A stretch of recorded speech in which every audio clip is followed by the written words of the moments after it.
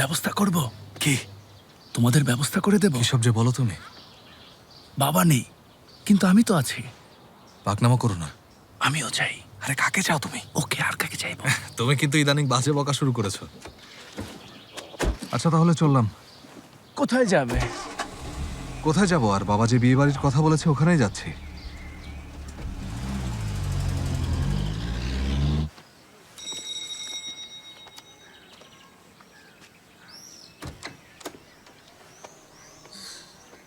শুভ সকাল। শুভ সকাল।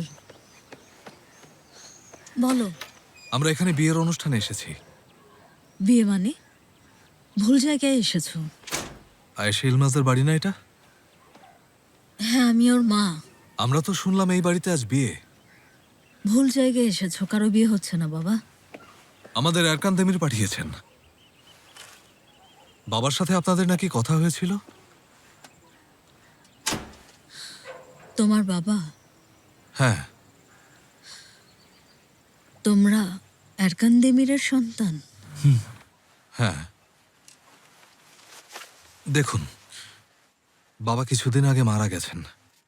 ওনার শেষ ইচ্ছে আমরা এই বিয়েতে গান গাই। উনি আপনাকে এটা দিতে বলেছেন। মারা গেছে?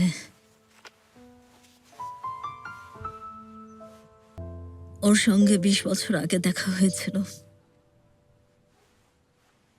ও এখানে একটা হোটেলে গান গাইতে এসেছিল।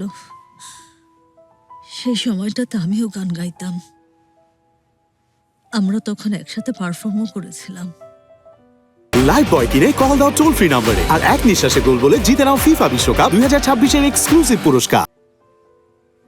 ও ইস্তাম্বুলে চলে গেল, আর দেখা হয়নি। সত্যি বলতে নিজেও দেখা করতে চাইনি।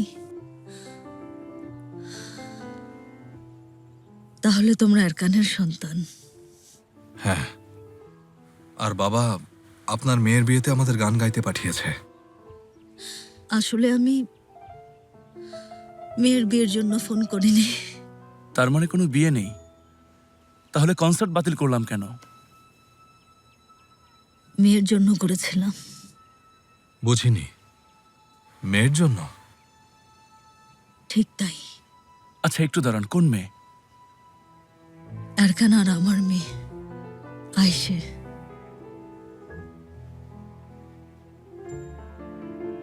দু সপ্তাহ আগেও এরকান মেয়ের বিষয়ে কিছুই জানতো না, কিন্তু নিরুপায় ছিলাম। কল করেছিলাম কারণ ডক্টর। এসব কি বলছেন আপনি? তার মানে আমাদের একটা সদ্গুণ আছে।